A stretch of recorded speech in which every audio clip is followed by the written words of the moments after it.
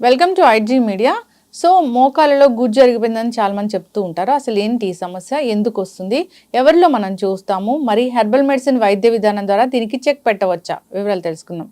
ఈరోజు మనతో పాటు ఉన్నారు ప్రముఖ హెర్బల్ మెడిసిన్ అంటే alternative medicine specialist doctor Swathi గారు. మేడం నమస్తే అండి. నమస్తే లక్ష్మి గారు. ఇప్పుడు చూస్తున్నారు ఏంటంటే న్యాచురల్ వేస్లో హెల్త్ ఇష్యూని తగ్గించుకోవడం ఎలాగని.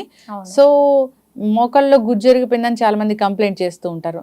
ఎందుకు ఈ సమస్య వస్తుంది అసలు?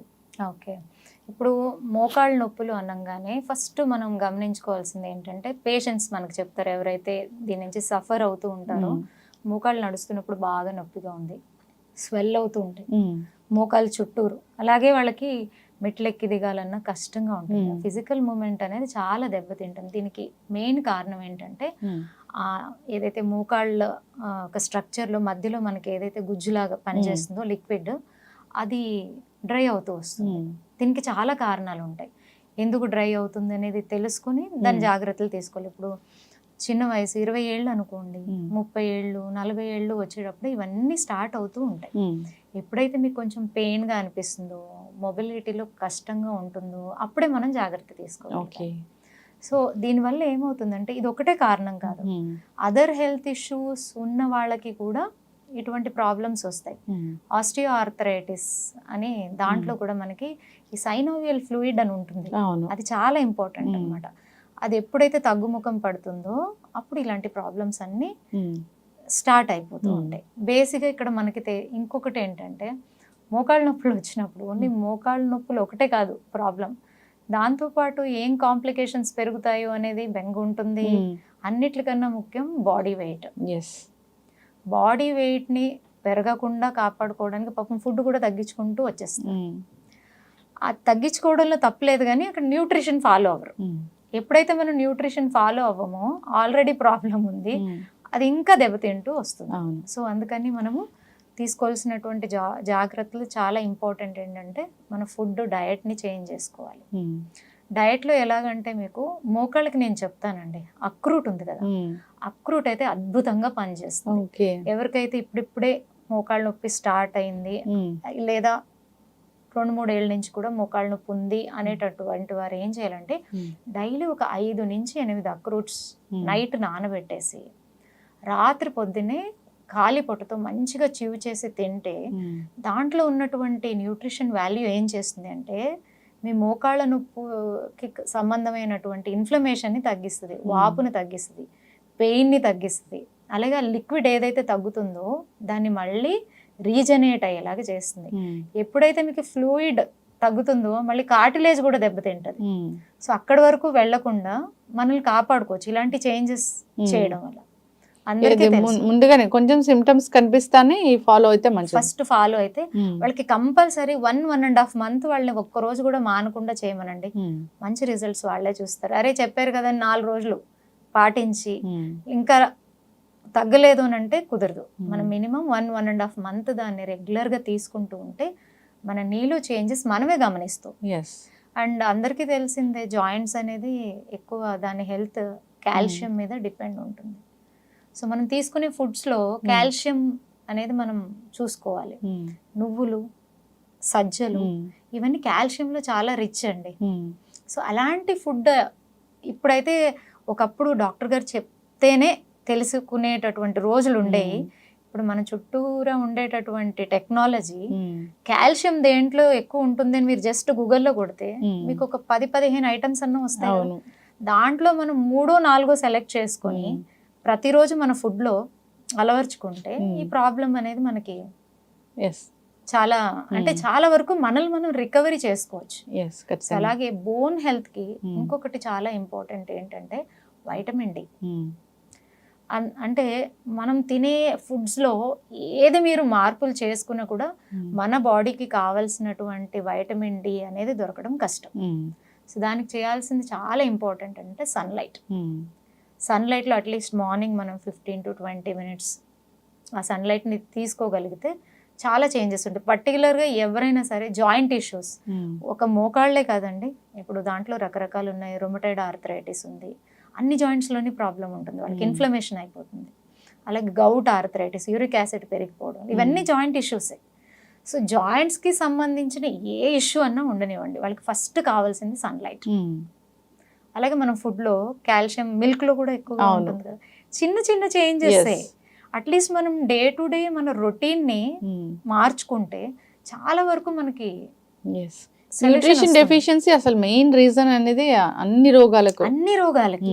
అండ్ జాయింట్ ఇష్యూ ఉన్న వాళ్ళు కంపల్సరీ ఇవన్నీ జాగ్రత్త తీసుకోవాలి. అండ్ వీళ్ళకి అన్నిటికన్నా ముఖ్యమైనది మసాజెస్ చాలా హెల్ప్ చేస్తాయి బాడీకి. శరీరంలో మనకేంటంటే వాతం అనేది ఎక్కువగా ఉన్నప్పుడు ఈ జాయింట్ ప్రాబ్లమ్స్ అన్నీ వచ్చేస్తూ ఉంటాయి.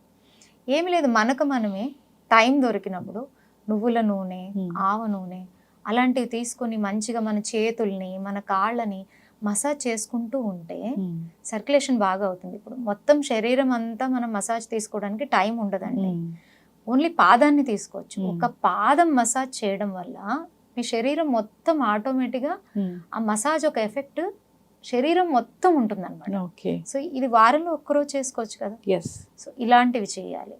And physical movement, physical activities అనేది చాలా చాలా ఇంపార్టెంట్. దాంట్లో మీకు చాలామంది జాయింట్ ఇష్యూ ఉన్న వాళ్ళల్లో మనం గమనించేది ఏంటంటే వాళ్ళు ఎక్కువ ఎఫర్ట్ పెట్టి ఏమీ చేయలేరు, ఎక్కువ బరువులు ఎత్తలేరు, ఇవన్నీ చేయలేరు. నేను నడవలేనమ్మా, నేను ఎలా చేయగలను అని అడిగే వాళ్ళు కూడా ఉంటారు.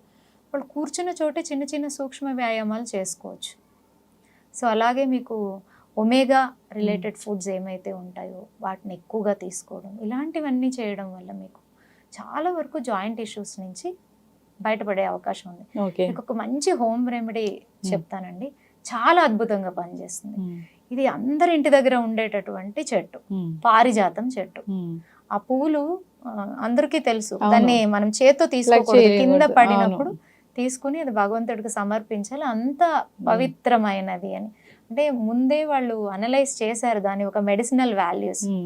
అందుకే దాన్ని పిక్ చేయకూడదు, ఎందుకంటే అది మనం పిక్ చేసినప్పుడు ఏమవుతుందండి, మనల్ని ఎవరైనా పిన్ చేస్తే ఏమవుతుంది, పెయిన్ వస్తుంది.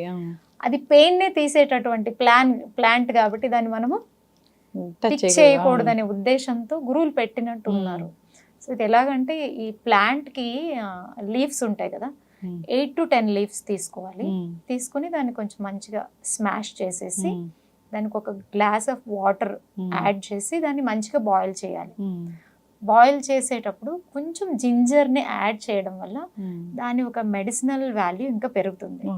దాన్ని మనం ఫిల్టర్ చేసుకొని టీ లాగా తాగాలి. నేను చాలా మంది పేషెంట్స్కి ఇది రికమెండ్ చేశాను, అద్భుతమైన రిజల్ట్స్ అండి.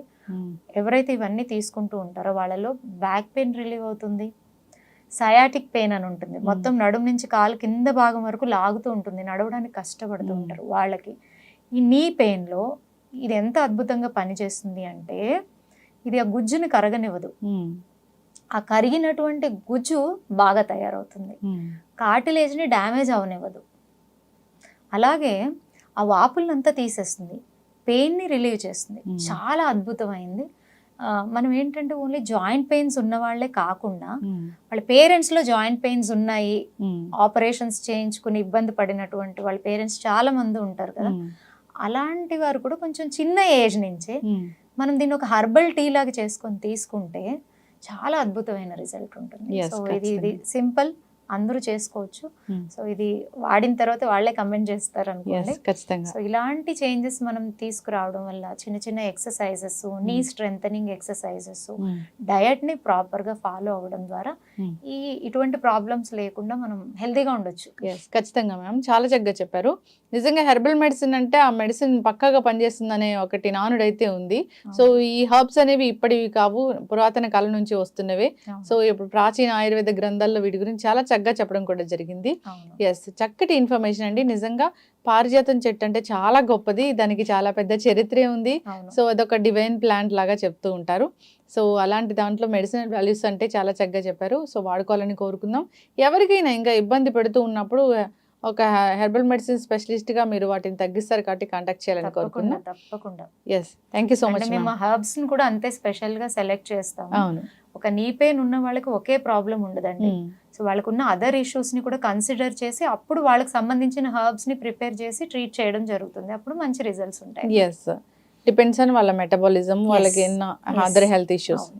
ఈవెన్ డయాబెటీస్ ఉన్న వాళ్ళు కానీ, థైరాయిడ్ ఉన్న వాళ్ళు కానీ Hmm. వాళ్ళకి ఇంకా కొంచెం ఇష్యూ ఇది పెరుగుతుంది అనమాట. అవును, ఎస్.